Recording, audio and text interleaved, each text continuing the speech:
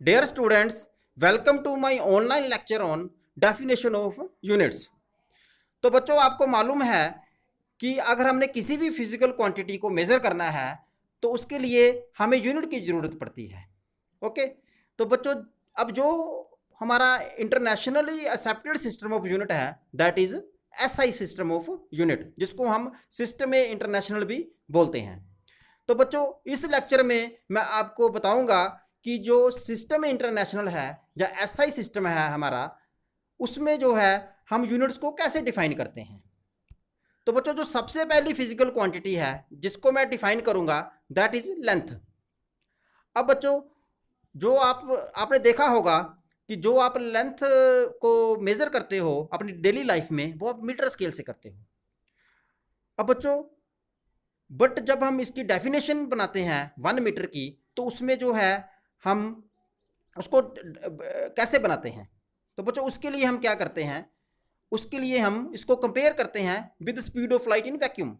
बच्चों वो क्यों करते हैं, वो इसलिए करते हैं बच्चों क्योंकि जब आपकी मॉडर्न फिजिक्स आई थी तो in the beginning of the 20th century Einstein ने जो रिलेटिविटी की थ्योरी दी थी और जो उसने पहले थ्योरी दी थी that was special theory of relativity.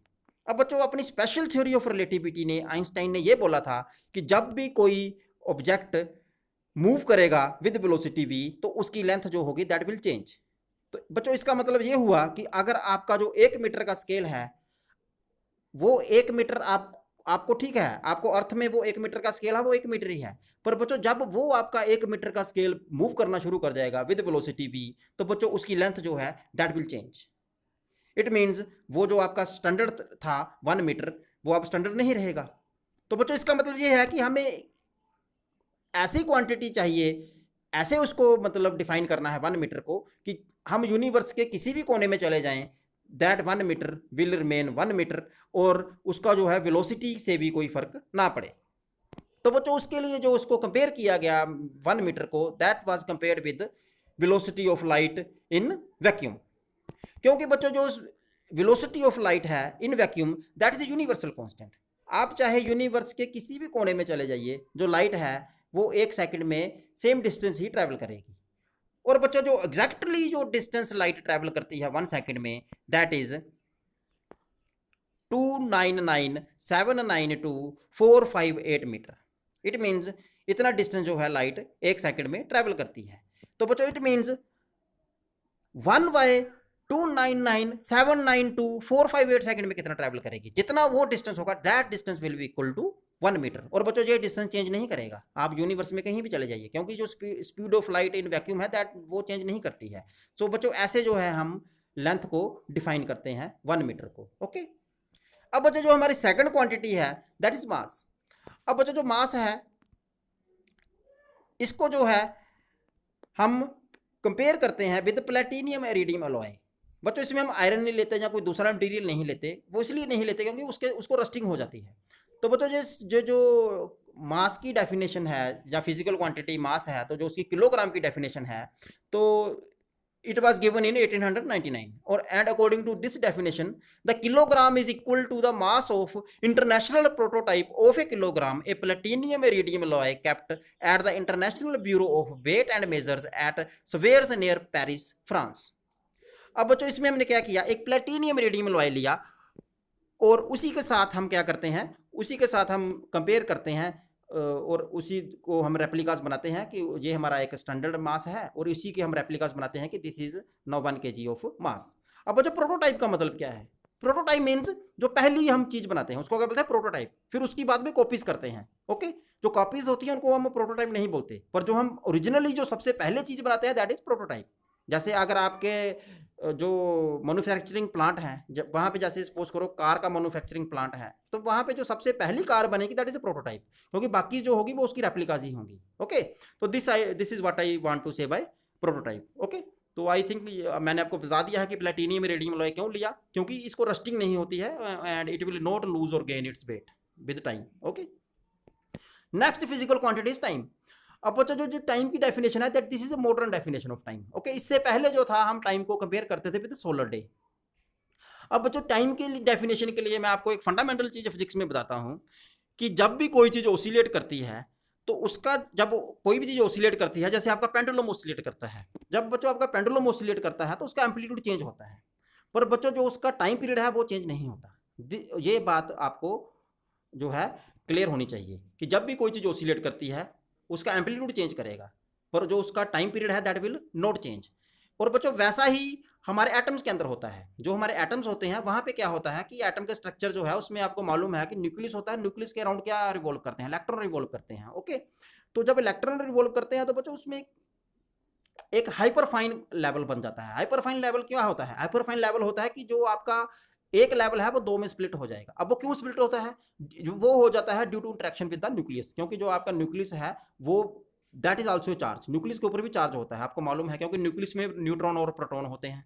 तो प्रोटॉन के ऊपर पॉजिटिव चार्ज होता है, न्यूट्रॉन तो न्यूट्रल होता है। तो आपका जो न्यूट्रॉन और प्रोटॉन है, न्यूट्रॉन तो न्यूट्रल है, तो न्यूक्लियस के ऊपर नेट चार्ज होता है। एंड वो जो न्यूट्रॉन और प्रोटॉन से न्यूक्लियस बना है वो इंटरेक्ट करता है with outer most electron orbits. Okay, तो वहां पे जो है आपका जो ऑर्बिट है वो दो लेवल में स्प्लिट हो जाता है। ओके, तो that you will study in advance physics course. Okay, जब वो दो लेवल में स्प्लिट हो जाएगा फिर उन दो लेवल्स के बीच में ट्रांजिशंस होती हैं। ओके, और वहां पे बच्चों मैंने आपको पहले बोल दिया जो ट्रांजिशंस होगी वो भी एक वाइब्रेशन के टाइप की है, और उसका एम्पलीट्यूड जो है चेंज, उसके एम्पलीट्यूड चेंज करने से उसका टाइम पीरियड चेंज नहीं करेगा।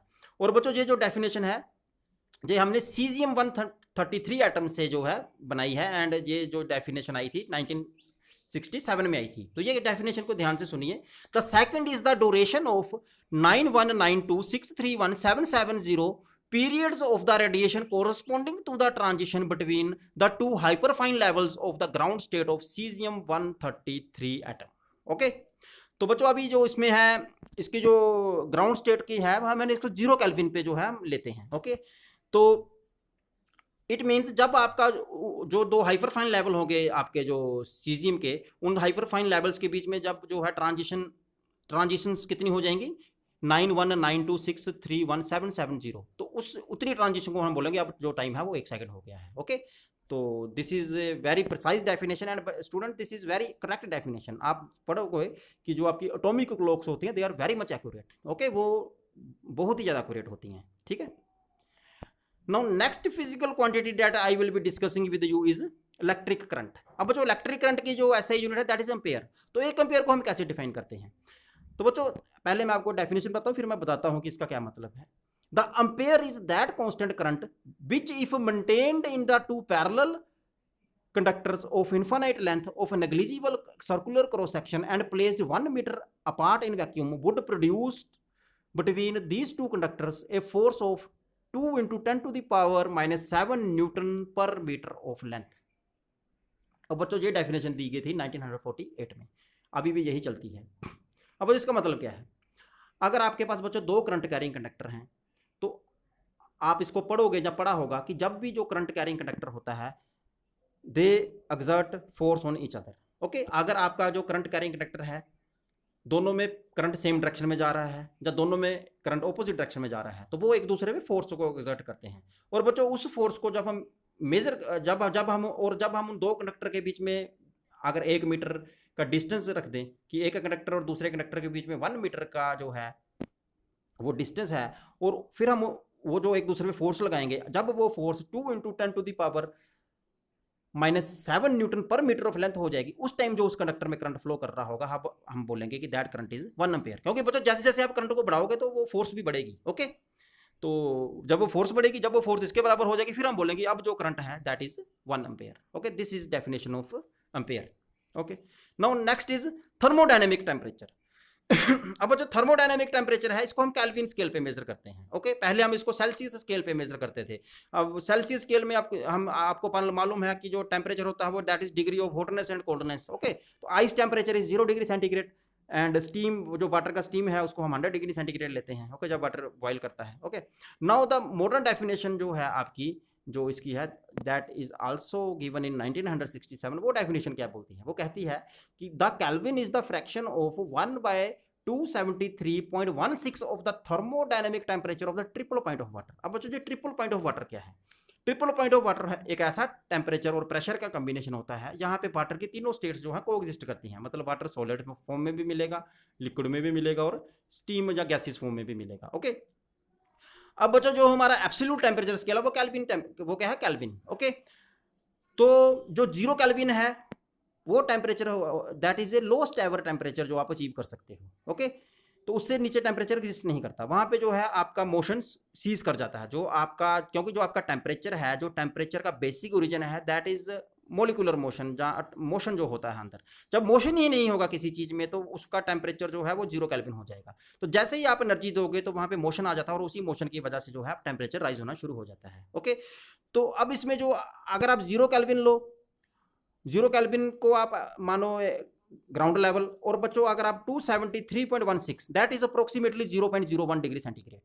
ओके, जो 0 डिग्री सेंटीग्रेड होता है वो -273.16 केल्विन के बराबर होता है। ओके, तो उसको जब हम इतने पार्ट कर देंगे, 1/273.16 पार्ट कर देंगे, ओके, उसको हम बोलेंगे 1 केल्विन टेम्परेचर। ओके, एक पार्ट को हम क्या बोलेंगे, 1 केल्विन टेम्परेचर।